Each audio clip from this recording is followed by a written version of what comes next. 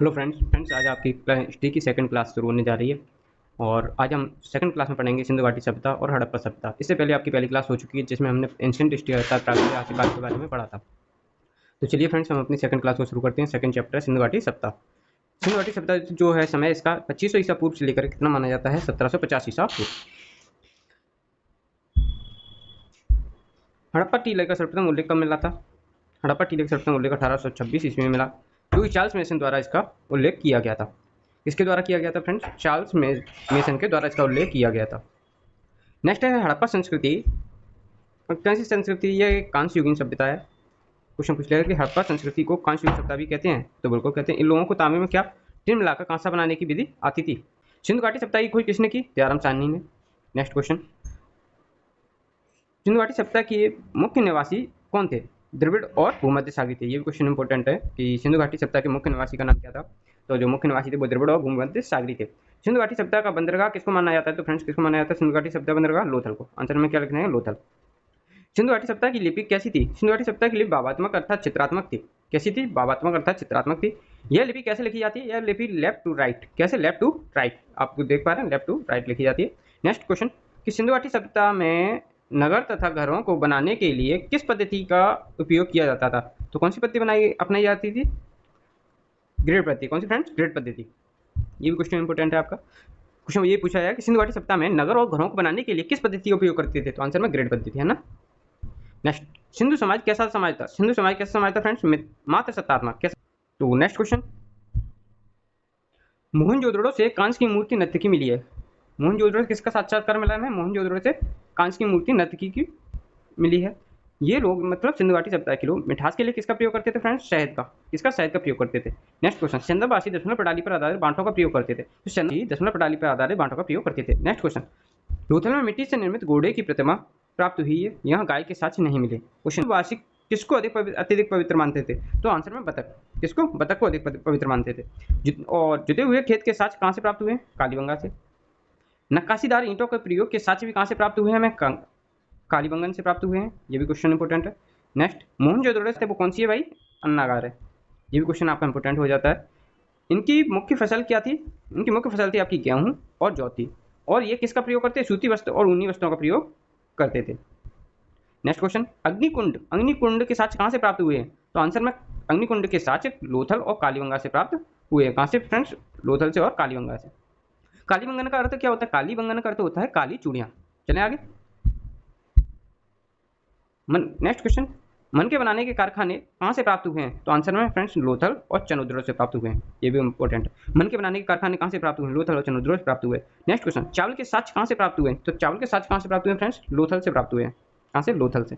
Next, Harappa की मोहरों पर एक सींग वाले पशु का चित्र मिलता है। ये मोहरें स्टेलाइट धातु की बनी हुई थी। तो क्वेश्चन बनेगा कि हड़प्पा की मोहरों पर एक सींग वाले पशु का चित्र मिला है। ये मोहरें किस धातु की बनी हुई थी? तो किस धातु की बनी हुई थी फ्रेंड्स? स्टेलाइट धातु की बनी हुई थी। और इसमें जो चित्र मिला है वो किस पशु का मिला है? एक सिंह वाले पशु का मिला है। नेक्स्ट क्वेश्चन, सिंधु सभ्यता के लोग किसकी पूजा करते थे? मात्र देवी की। सिंधु सभ्यता के लोग किस देवी की पूजा करते थे भाई? मात्र देवी की पूजा करते थे। ओनली मात्र देवी, मतलब मात्र देवी का मतलब ये है कि सिर्फ देवी की पूजा करते थे, देवताओं की वो पूजा नहीं करते थे। और पशुओं में किसकी पूजा करते थे? पशुओं में वो पूजा करते थे कुंवर वाले जो सांड होता है ना, जिसका कुंवर निकला रहता है, उसकी पूजा करते थे पशुओं में। नेक्स्ट क्वेश्चन, सिंधु घाटी सभ्यता के लोग किन वस्त्रों का प्रयोग करते थे? ये भी मैंने आपको बताया है कि वो सूती वस्त्र और सूती और ऊनी वस्त्रों का प्रयोग करते थे। नेक्स्ट क्वेश्चन, है कि मनोरंजन के लिए सिंधु घाटी सभ्यता के लोग किसका प्रयोग करते थे? मनोरंजन करने के लिए वो क्या करते थे? मनोरंजन करना है अगर उनको, एंटरटेनमेंट के लिए मछली पकड़ते थे। दूसरा काम, वो अपने शिकार करते थे। तीसरा, पशु पक्षी को आपस में लड़वाते थे। और एक, सिंधु घाटी सभ्यता के लोगों को तलवार का ज्ञान नहीं था। दूसरा, आग में पकी हुई मिट्टी को क्या कहते थे? क्या कहते थे friends? Terracotta. Next question, Sindhu समाज में क्या प्रचलित थी? पर्दा प्रथा और वेश्यावृत्ति। सिंधु समाज में पर्दा प्रथा और वेश्यावृत्ति प्रचलित थी। नेक्स्ट क्वेश्चन, सिंधु सभ्यता के लोग लाल मिट्टी से बर्तन बनाते थे तथा उस पर किसका रंग करते थे? काले रंग का। किसका रंग? काले रंग का डिजाइन बनाते थे। सिंधु सभ्यता के लोग लाल मिट्टी से बर्तन बनाते थे तथा उस पर काले रंग का डिजाइन बनाते थे। नेक्स्ट क्वेश्चन, सिंधु घाटी सभ्यता के विनाश का कारण किसको माना जाता है फ्रेंड्स? बाढ़ को माना जाता है। नेक्स्ट आगे चलें। अब पढ़ेंगे हम सिंधु सभ्यता के प्रमुख स्थल। तो हड़प्पा जो शहर है वो पाकिस्तान में है। किस नदी पर है? रावी नदी पर। नेक्स्ट, मोहनजोदड़ो कहाँ है? मोहनजोदड़ो आपका पाकिस्तान में है। किस नदी पर? सिंधु नदी पर। तीसरा, चनुद्रो चनुद्रो कहाँ है? पाकिस्तान में है। किस नदी पर है? सिंधु नदी पर है। चौथा क्वेश्चन, कालीबंगा राजस्थान में गगन नदी पर स्थित है। 5वां लोथल गुजरात में भोगवा नदी पर। 6वां रोपड़ पंजाब में सतलज नदी पर। 7वां आलमगीरपुर, ये आपका मेरठ में है, और आलमगीरपुर कहाँ है, हिंडन नदी पर स्थित है। नंबर 8 रंगपुर जो शहर है कहाँ है, ये गुजरात में। रंगपुर कहाँ है, गुजरात में। किस नदी पर रंगपुर, सुखवादर। किस नदी, सुखवादर नदी। नेक्स्ट धोलावीरा, ये धोलावीरा भी आपका गुजरात में है और मनसर या मनहर पर स्थित है। उस नदी पर मनसर या मनहर नदी पर स्थित है। नेक्स्ट क्वेश्चन बनावली, बनावली कहाँ है, हरियाणा में। किस नदी पर, रंगोई नदी पर स्थित है। बनावली हरियाणा में है और बनावली हरियाणा में है। दूसरी नदी किस कौन सी है, रंगोई नदी है। और 11वां नंबर है वो है सुतका गेडोर। सुतका गेडोर आपका पाकिस्तान में पड़ता है। किस नदी पर है, दास्क नदी पर। ओके चलिए फ्रेंड्स आगे चलें। अब हमें पढ़ेंगे किसके बारे में, युगल समाधियों के साक्ष्य के बारे में। तो फ्रेंड्स युगल समाधियों साक्ष्य के बारे में क्या जानना है हमें इसमें युगल समाधियों के 5 इंपोर्टेंट जो शहर है वहाँ से हमें क्या मिले हैं, साक्ष्य मिले, उनके बारे में थोड़ा ध्यान से समझेंगे। पहला है आपका लोथल, दूसरा है कालीबंगा, तीसरा है सुरकोतड़ा, चौथा है आपका मोहनजोदड़ो और 5वां है आपका धोलावीरा। ठीक है, तो पहले हम जान लेते हैं लोथल के बारे में। तो लोथल के बारे में जानेंगे। लोथल से किसके किसके साक्ष्य मिले, चावल की भूसी नंबर 1, नंबर 2 घोड़े की टेराकोटा मूर्ति के साक्ष्य, नंबर 3 जहाज बनाने के स्थान, और नंबर 4 एक जहाज का टेराकोटा मॉडल। तो लोथल से हमारे 4 चीज़ों के साक्ष्य मिले, जो चावल की भूसी के अवशेष, घोड़े की टेराकोटा मूर्ति के साक्ष्य, नंबर 3 जहाज बनाने का स्थान, नंबर 4 एक जहाज का टेराकोटा मॉडल। ये कहाँ से मिले, लोथल से। नेक्स्ट क्वेश्चन, कालीबंगा से हमें कौन कौन से साक्ष्य मिले भैया। कालीबंगा से जो साक्ष्य मिले वो हैं जुती हुई भूमि के साक्ष्य, नंबर 2 लकड़ी के हल्के साक्ष्य, नंबर 3 7 अग्निवेदियों के साक्ष्य, नंबर 4 जुते हुए खेत के साक्ष्य। तो मैं क्वेश्चन यही पूछूंगा कि कालीबंगा से किसके साक्ष्य मिले। तो पहला जुटी हुई भूमि के साक्ष्य, दूसरा लकड़ी के हल्के साक्ष्य, नंबर 3 7 अग्निवेदियों के साक्ष्य, नंबर 4 जुते हुए खेत के साक्ष्य। नेक्स्ट चलें आगे। चलिए आगे चलते हैं, हम देखते हैं सुरकोतड़ा। किसको, सुरकोतड़ा से किसके साक्ष्य मिले हैं। तो हमें सुरकोतड़ा से जो है घोड़े की हड्डियों के साक्ष्य मिले हैं, और उबल कब्र के साक्ष्य मिले हैं, गमले के बर्तन के साक्ष्य मिले हैं, और आपको मनके की दुकानों के साक्ष्य किससे मिले हैं, सुरकोतड़ा। क्वेश्चन पूछ लिया जाएगा कि घोड़े के हड्डियों के साक्ष्य कहाँ से मिले, तो आंसर में आपका सुरकोतड़ा होगा, मोहनजोदड़ो होगा, धोलावीरा होगा, और एक आपका हो सकता है कि लोथल दे दे। तो आपको आंसर क्या करना है, सुरकोतड़ा। इसी प्रकार से तो ये इंपॉर्टेंट है कि सुरकोतड़ा से किस किस के साथ मिले। पहला घोड़े की हड्डियों के साथ, दूसरा ओवल कप, तीसरा गमले के बर्तन, चौथा मनके की दुकान। याद हुआ फ्रेंड्स। मैं कह रहा हूँ कि आपको मैं कंप्लीट वीडियो में ही याद करा दूंगा।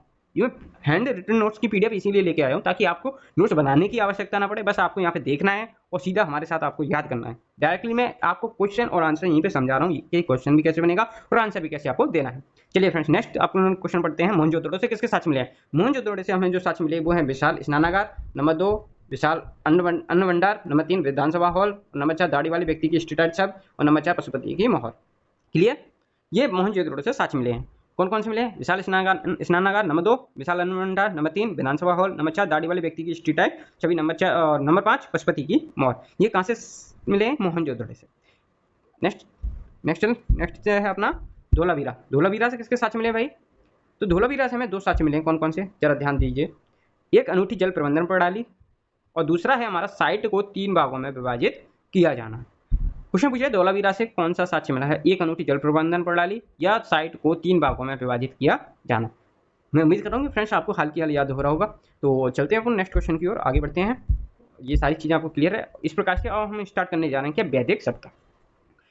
हम वैदिक सप्ताह में पढ़ने जा रहे हैं वो है 2 प्रकार की सप्ताह, एक है ऋग्वैदिक काल और दूसरा है उत्तर वैदिक काल। तो हमारी वैदिक सप्ताह को कितने भागों में बांट दिया गया है फ्रेंड्स, 2 भागों में। कौन कौन सी, एक ऋग्वैदिक काल और दूसरा उत्तर वैदिक काल। हमें 2 चीज़ों के बारे में क्या पता होना चाहिए।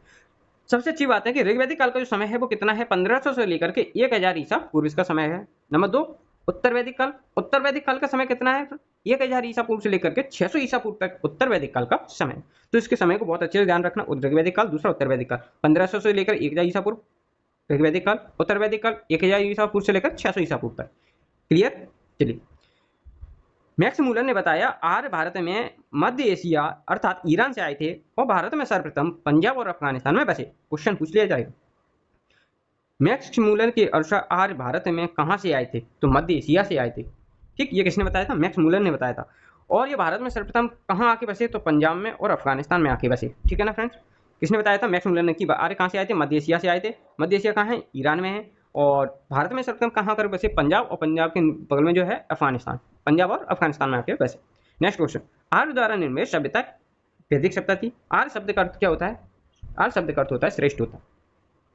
आर्यों की भाषा कौन सी थी, आर्यों की भाषा थी भैया संस्कृत। ये इंपॉर्टेंट क्वेश्चन है, जरा ध्यान से सुन लीजिए।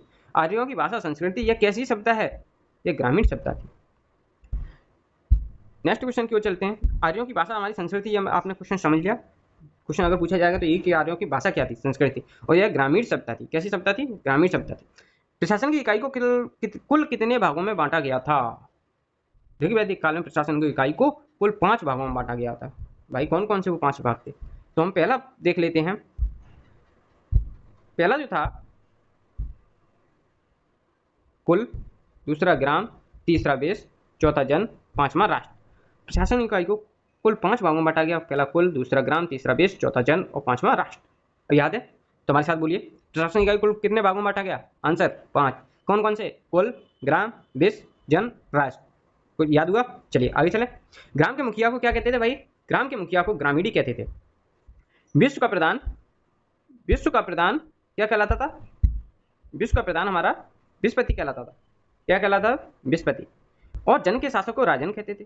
जन के शासक को क्या कहते थे फ्रेंड्स? राजन कहते थे। सभा और समिति राजा को सलाह देने वाली 2 संस्थाएं थी, और तो स्त्रियां दोनों ही संस्थाओं में भाग ले सकती थी। तो ये क्वेश्चन कभी आता है कि सभा और समिति क्या थी? ये राजा को सलाह देने वाली 2 संस्थाएं थी, जिसमें स्त्रियां दोनों ही संस्थाओं में भाग ले सकती थी। चलें आगे फ्रेंड्स। युद्ध के लिए किस शब्द का प्रयोग किया गया था? ऋग्वैदिक काल में युद्ध के लिए गविष्टि शब्द का प्रयोग किया गया। भाई जरा इस चीज पर ध्यान रखना कि युद्ध के लिए ऋग्वैदिक काल में किस शब्द का प्रयोग किया गया था? तो गविष्टि शब्द का प्रयोग किया गया था, जिसका अर्थ होता है गायों की खोज। नेक्स्ट क्वेश्चन,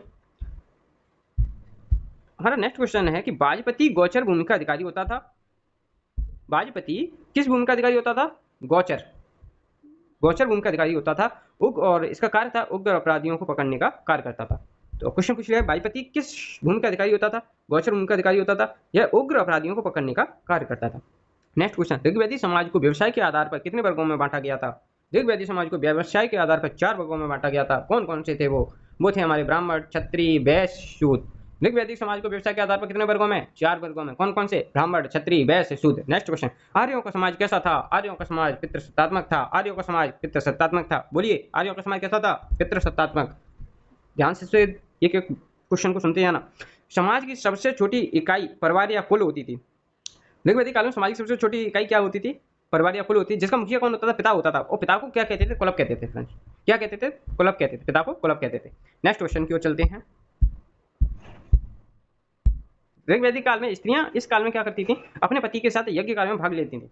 ऋग्वैदिक काल में स्त्रियां अपने पति के साथ यज्ञ कार्यों में भी भाग लेती थी। नेक्स्ट क्वेश्चन, बाल विवाह और पर्दा प्रचलन का ऋग्वैदिक काल में क्या नहीं था? प्रचलन नहीं था। बाल विवाह और पर्दा प्रथा का ऋग्वैदिक काल में प्रचलन नहीं था। विधवा अपने मृत पति के छोटे भाई से विवाह कर सकती थी। ये भी क्वेश्चन ध्यान रखिएगा। ऋग्वैदिक काल में जो विधवा औरत थी वो अपने मृत भाई के छोटा भाई अगर होता है उसके साथ क्या ले शादी कर सकती थी आराम से, कोई दिक्कत वाली बात नहीं थी। जीवन भर अविवाहित रहने वाली महिलाओं को क्या कहा गया है? अम्माजू। क्या कहा गया है? अमाजू।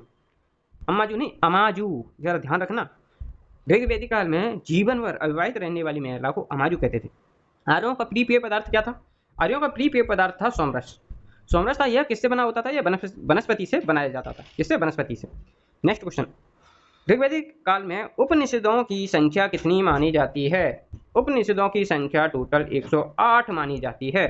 उपनिषदों की संख्या टोटल कितनी मानी जाती है? 108 मानी जाती है। नेक्स्ट क्वेश्चन की ओर चलते हैं।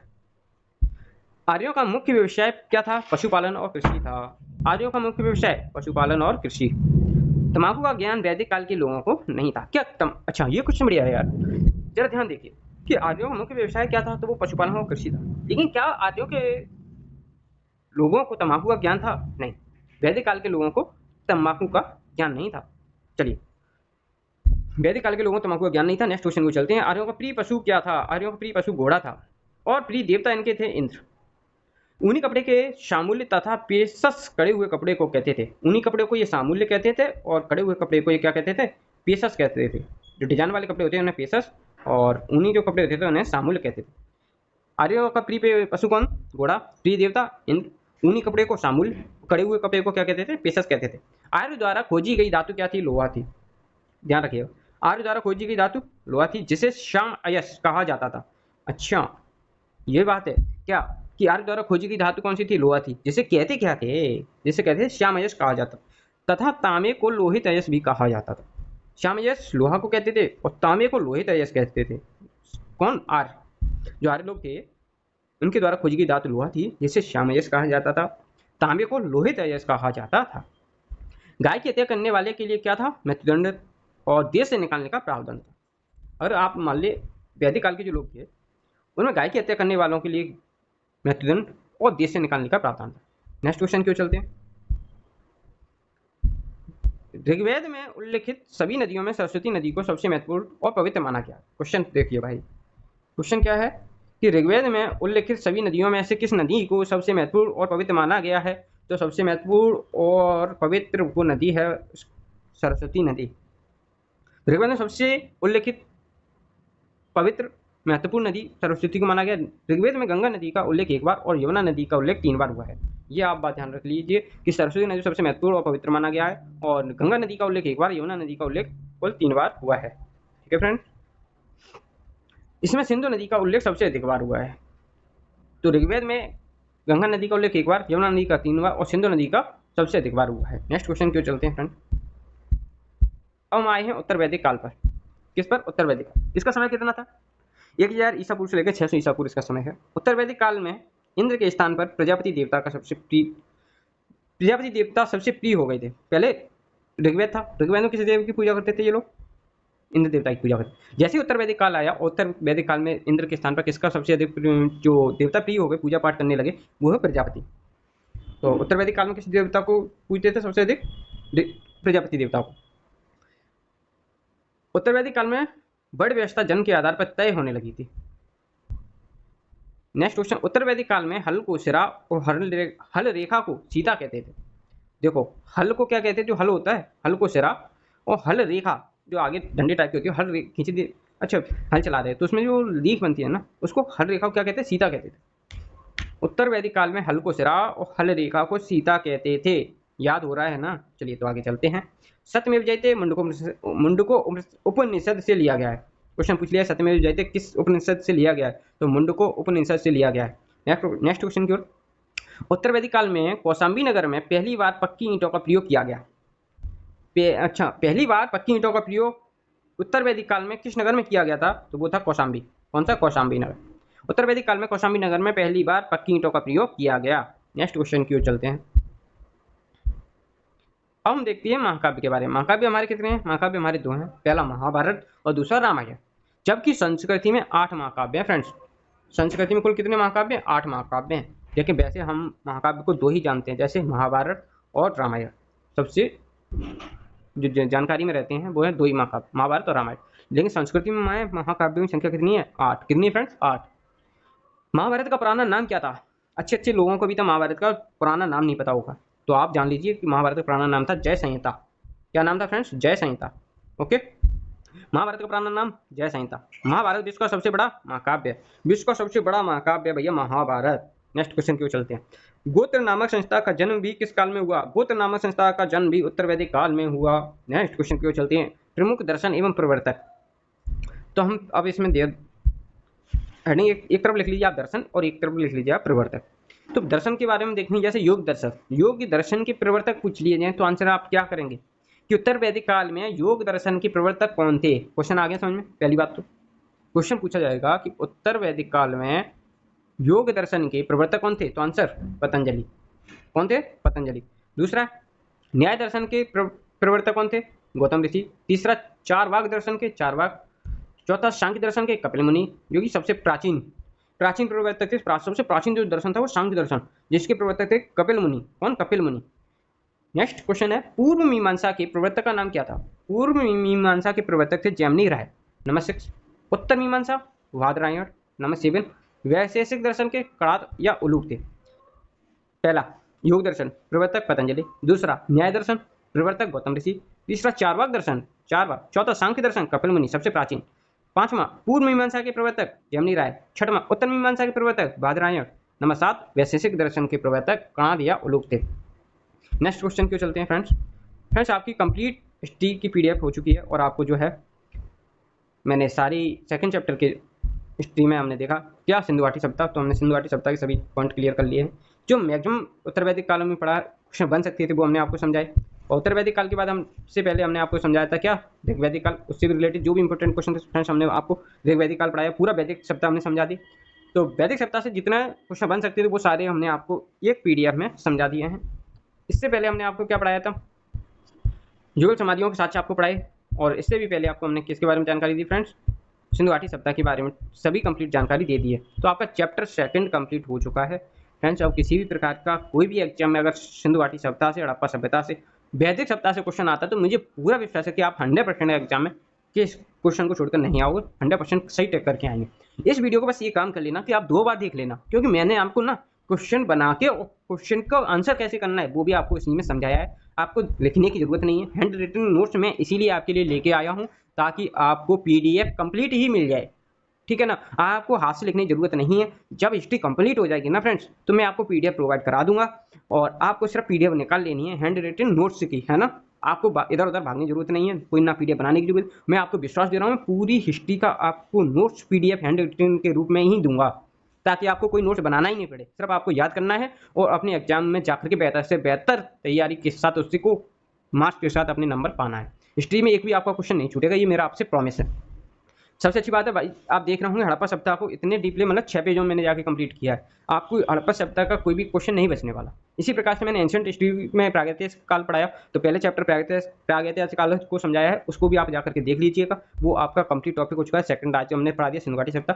थर्ड टॉपिक हम कल आपके लिए लेके आएंगे, और आप कंप्लीट अपनी हिस्ट्री की तैयारी करते रहें, अपने इस चैनल पर बने रहें, ज़्यादा से ज़्यादा अपने जो फ्रेंड्स उनके साथ शेयर करें, ताकि वो भी अपनी तैयारी को बेहतर कर सकें। जो भी गरीब भाई लोग हैं कम से कम उनके साथ आप जरूर शेयर कर दें, क्योंकि हर किसी के पास पैसा नहीं होता, और मैं चाहता हूँ कि मेरे जैसे जो गरीब भाई लोग हैं, मेरे साथी हैं, जो अपने पास पैसा ना होने के रीजन से पढ़ना चाहते हैं, तो आप उन तक प्लीज़ भाई लोग लाइक शेयर सब्सक्राइब करो या मत करो, लेकिन उन तक ये पीडीएफ ये वीडियो जरूर भेज देना, ताकि उनके गवर्नमेंट एग्जाम बहुत सारे आने वाले हैं। हो सकता है उन किसी गरीब भाई का भला हो जाए, तो मुझे बहुत सांत्वना मिलेगी। बस मैं इसीलिए मेहनत कर रहा हूँ कि किसी एक गरीब भाई का भला हो जाए। यार मेरी मेहनत स्वार है, बस मुझे यही चाहिए।